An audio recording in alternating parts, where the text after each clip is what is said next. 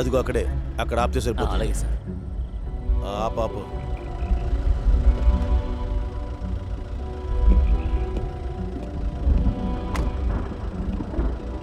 వర్షం వచ్చే అవకాశం ఉంది. ఆ గొడుగిటివ్వు. బండి పక్కన పెట్టి ఉంటే నేను పిలుస్తాను. అలాగే సార్.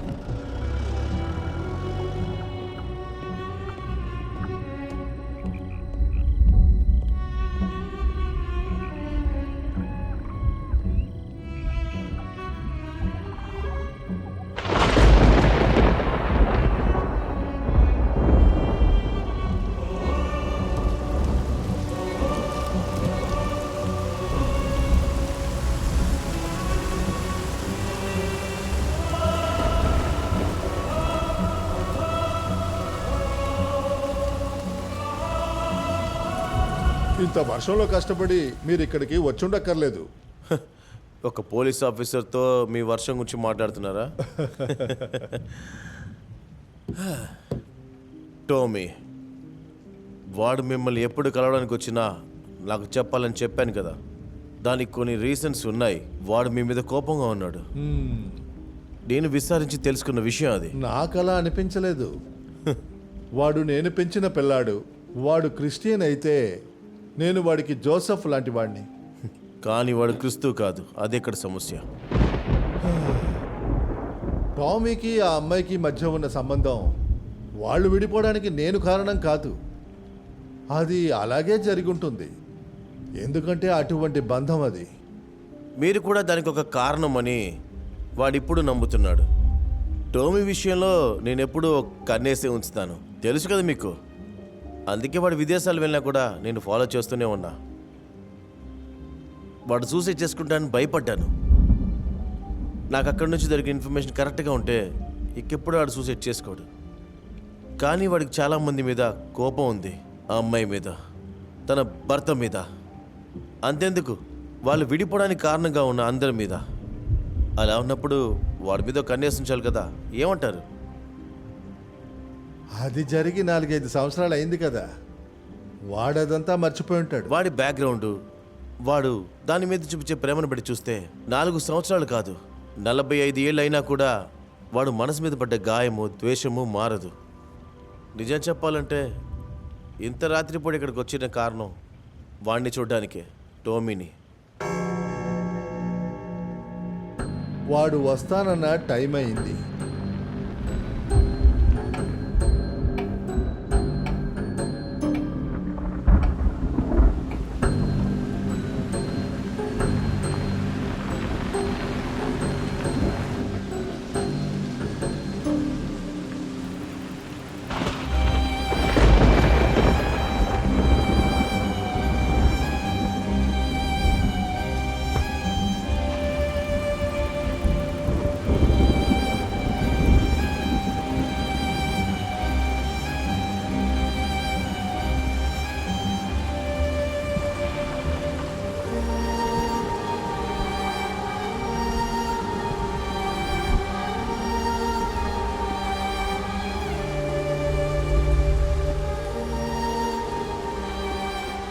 అరే రే, తడిసిపోయావే. గొడుగున సంగతి మర్చిపోయా.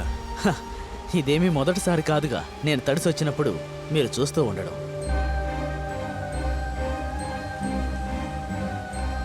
అజీ సార్, దేవుడికి స్తోత్రం ఫాదర్. ఎన్ని రోజులు అవుతుంది మిమ్మల్ని చూసి? ఇప్పుడు ఎప్పుడు స్తోత్రం. చాలా కాలమైంది నిన్ను చూసి.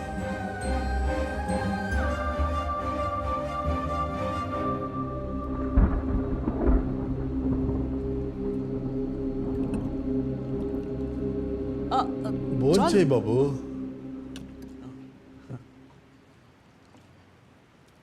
ఒకరోజు నేను ఒక కల కన్నాను. ఈ భూమి నిండా నీకు బోల్డంతమంది పిల్లలు, తరతరాలుగా అందరూ నీలాగానే. కలే కదా, మీరు కలలు కనండి. నా జీవితం ఇక ఎవరేం చెప్పినా ఒంటరిదే. నువ్వు ఇప్పుడు సంతోషంగా ఉన్నావా? సంతోషంగా అంటే ఇప్పుడా లేదా టోటల్గానా? టోటల్గా హ్యాపీయా? హ్యాపీగా లేను, కానీ రిలాక్స్గా ఉన్నాను. ప్రశాంతంగా, హాయిగా. డైలీ ప్రే చేస్తున్నావు కదూ? డైలీ ప్రే చేస్తాను ఫాదర్. హా. కాసేపు ముందు వర్షంలో నువ్వు మాట్లాడిన మాటలు విని నేను అనుకున్నాను పాతదేం మర్చిపోలేదని. అది నేను ఊరికే అన్నాను. ఓ, నేనది ఎప్పుడో మర్చిపోయాను. మీకు తెలుసా, నన్ను వదిలి వెళ్ళాక తను చాలా కష్టపడుతోంది. అందుకనే నేను ఎవరితోనూ సంబంధం పెట్టుకోలేదు. ఎవరో ఒకరు తెలిసిన వాళ్ళు ఏదో ఒకటి అడగాలని, నువ్విప్పుడు ఓకేనా అని అడిగితే అంతటితో అయిపోయినట్టే. ఆ తర్వాత నేను మొదలు పెడతాను, నేనిప్పుడు ఓకేనా, ఓకే కాదా అని. ఎందుకు? కాబట్టి విదేశాలకు వెళ్ళిన తర్వాత ఒక నిర్ణయం తీసుకున్నాను. ఫేస్బుక్ లేకుండా, వాట్సాప్ లేకుండా జీవిస్తే చాలు. ఇప్పుడు నేను ఓకేనే. ఎవరు ఏమడిగినా ఓకే.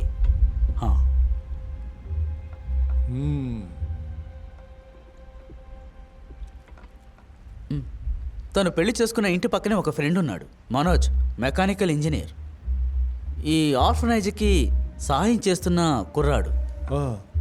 తనకి ఫోన్ చేసినప్పుడే తన గురించి అన్నీ చెప్తుంటాడు. తన ఇంటి పక్కన ఉన్నందువల్లే తనతో ఫ్రెండ్షిప్ చేశాను. కానీ వాడు చాలా మంచోడు, అందుకనే ఫ్రెండ్షిప్ స్ట్రాంగ్ అయింది.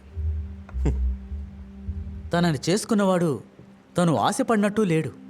డ్రగ్స్ వాడతాడట, అక్రమ సంబంధాలు ఉన్నాయట. ఒక అమ్మాయి జీవితం నాశనం కావడానికి ఇంకేం కావాలి?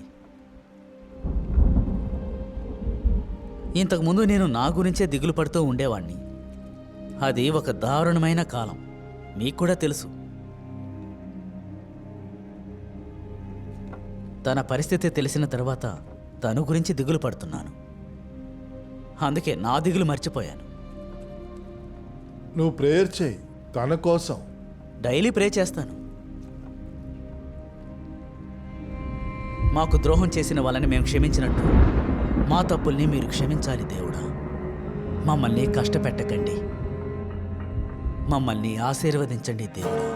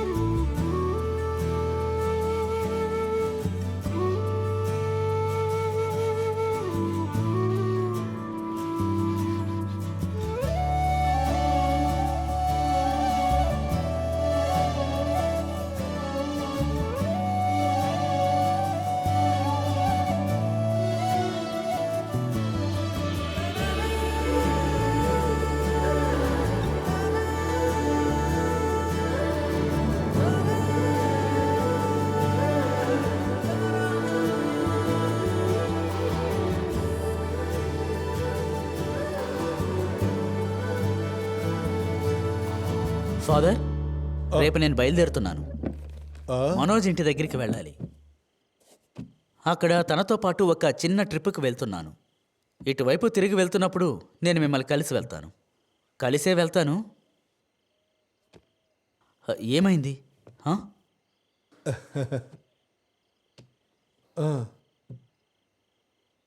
టామీ, మీ అమ్మ నిజంగా మంచిదయ్యా. ఎంత కష్టం వచ్చినా ఎవ్వరి మీద చిరాకు పడిన ఒక మంచి స్త్రీ. హా. ఆంధ్రాలో ఒక సంఘానికి ట్రీట్మెంట్ కోసము పని కోసము వెళ్ళినప్పుడు తనకి ముందే తెలుసు తను త్వరలోనే ఈ భూమి నుంచి వెళ్ళిపోతుందని, ఇక్కడ నువ్వు ఒంటరివాడివి అయిపోతావని. హా. నా చేతికి తీసుకొచ్చి అప్పగించింది నిన్ను. నిజం చెప్పాలంటే ఆ రోజు నుంచి ఈ రోజు వరకు నాకు చాలా టెన్షన్గానే ఉండేది. నువ్వు మంచి పొజిషన్కి రావాలి, మంచి మనిషిగా బతకాలి. నాకు తెలుసు ఎప్పుడైనా నేను తనకి లెక్క చెప్పాల్సి ఉంటుంది.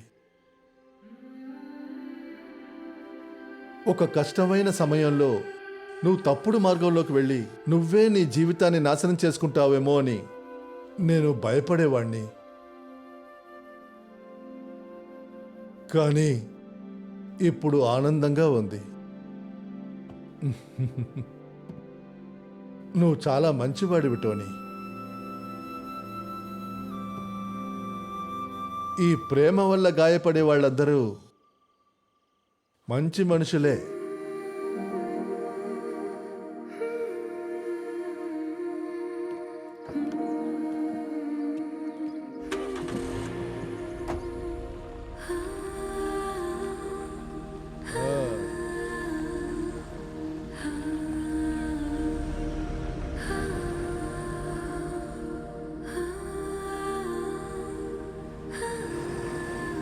రే మనోజ్, నేను ఈ ప్రయాణం మొత్తంలో నేను ఆలోచిస్తూనే వచ్చాను.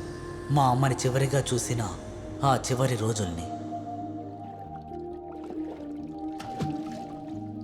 ఆ ఆర్ఫనైజ్ జీవితం, అక్కడ విజిటింగ్ కోసం వచ్చిన పిల్లల్లో తెల్లగా అందంగా ఎత్తుగా ఉన్న రెజీనా.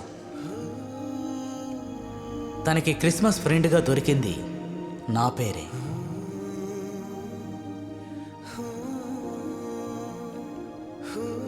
తను నాకు పంపించిన బహుమతి చిన్న యేసుక్రీస్తు బొమ్మని, దాంతోపాటు ఒక ఉత్తరం.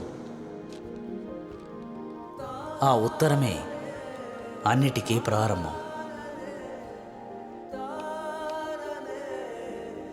ఆ తర్వాత తను నన్ను వదిలి వెళ్ళేంత వరకు దాన్ని జాగ్రత్తగా ఉంచుకున్నాను. తన జీవితం చాలా కష్టంగా మారిపోయింది.